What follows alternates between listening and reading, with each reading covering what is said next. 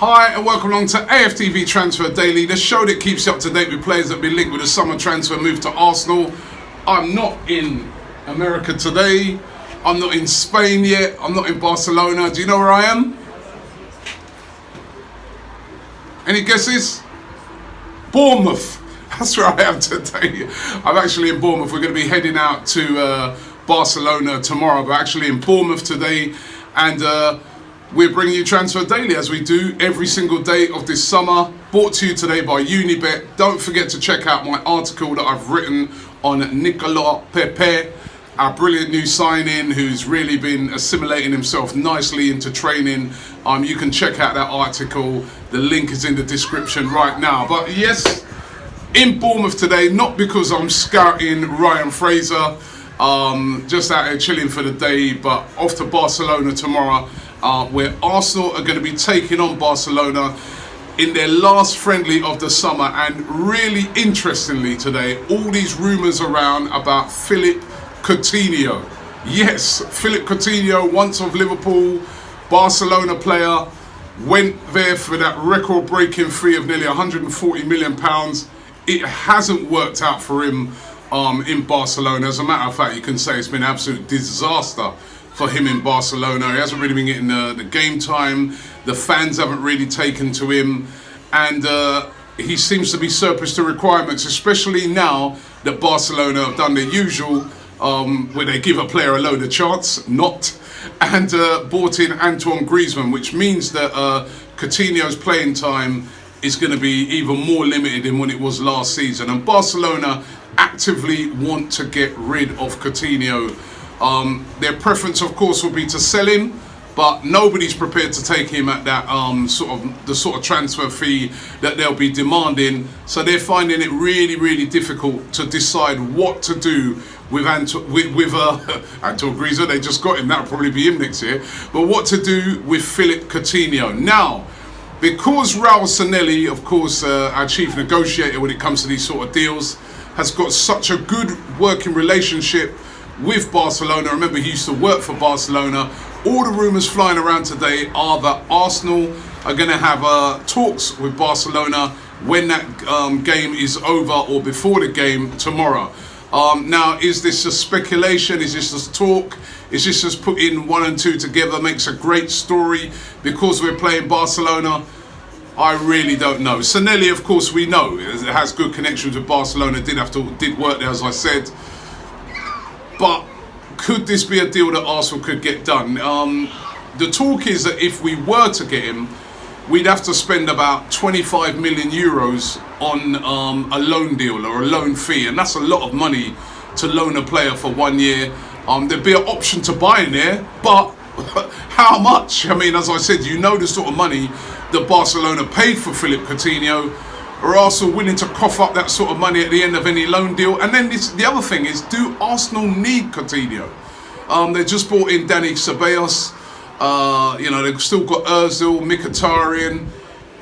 Where would Coutinho fit in all that? I mean, listen, don't get me wrong, he's a brilliant player, and I'd have him, but I just look on it and think to myself, at this stage, it's not what Arsenal need. Arsenal do not need Coutinho. We've got so many forward players. We all know we need defenders. What I would like Sanelli to do when he's over there is, instead of sitting down and talking to them about Coutinho, please sit down and talk to them about Samuel Umtiti. Let's try and see if we can get that one done, because that would be a great deal to bring him in. He is exactly what we need right now. He would be fantastic to bring in. So tomorrow in the game, Sanelli, you sit down and talk to the board. Lacazette is your brethren. Sit down and try and persuade Samuel Umtiti to come to Arsenal, because right now, for me, that is exactly what we need, and not Coutinho. But let's see if that story warms up again once the game, once we get in tomorrow and we get into sort of game time on game day with that match against Barcelona. Incidentally, Laurent Koscielny, what's happening on him?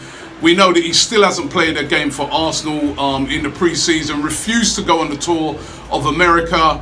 Arsenal actively want to sell him, They want a fee for him. Laurent Koscielny wants to walk away on a free because he thinks that's what he was promised under the old regime. And one of the clubs that he's been linked with has been Bordeaux. Now, the talk is that Bordeaux's officials are coming in to discuss the move with Arsenal. Arsenal would love to get this one done as soon as possible so that they could try and work on some other centre-back targets. Even though Unai Emery came out the other day and said, listen, we might be actively in to try and persuade him to stay, and he's talk. I don't believe that. I think that Arsenal are pretty disgusted with Koscielny and his behaviour and want to get him out the door as quickly as they possibly can. So Bordeaux coming in, and the one thing about Arsenal, they want a fee. They're not going to let this guy go for nothing. They want a fee for him. Bordeaux do, as we know, want him on a free, but it looks like they probably resigned to the fact that that ain't going to happen. And the sooner they can get some sort of deal over the line, the better. Bordeaux have openly admitted that, you know, they're interested in Koscielny. So could Koscielny be moving on? Hopefully, yes. But let's see how that one develops out. One player who's definitely moved out is Christian Bielik. Official yesterday that he's joined Derby. Fee said to be around about £10 million. So a decent bit of business for Arsenal, or was it? Should Bielik have been given a chance? He did pretty well on loan last year at Charlton, and you know, should he? You know, we've got such a lack of centre backs. I know when we first bought him, he was like a defensive midfielder, but should we have given him a chance to try and, you know, have a shoot in the first team? Obviously, they've looked at him and they don't think he's quite what they want at Arsenal. Interestingly, it was only really Championship clubs that really came in for Bielik in a serious way, not any of the Premier League clubs. So maybe that's an indicator that he's not quite ready to fill that centre-back position. But Bielik has left. I don't know, obviously we don't know the full details of the deal. I don't know if there's any buyback in there. It doesn't seem like there was. So he's gone for £10 million. But £10 million that goes into the coffers and it can possibly help to bring in another player. Daniel Regani's been the player that Arsenal have been trying to bring in that centre-back position, but that's hit a big snag today. The talk is that Juventus have rejected Arsenal's offer of a 2-year loan deal for Daniel Regani. They want to keep hold of him. They, as I said a few days ago, they have been having problems with Chiellini. He's had a little bit of an injury, and it looks like they're a bit worried that if, say, Chiellini, let's remember, Chiellini and Bonucci are knocking on a bit, even though they've bought in Dilip, they want to keep Regani in there because they see Regani as a very important cover. So, might not happen, you never know. Maybe Arsenal could go back in before the transfer window shuts, but at the moment, Juventus have rejected the loan deal for Daniel Regani, and that is not going to happen. And the hunt for a centre-back continues for Arsenal. Unai Emery said, I want a centre-back. I want to get a centre-back in. We can all see that we are desperate for a centre-back. As I said yesterday, possibly need 2 centre-backs because we know Koscielny's going to go, and come on, let's have it right. Mustafi, nobody really wants to see him there next season. We all know his time is up and we need another centre-back.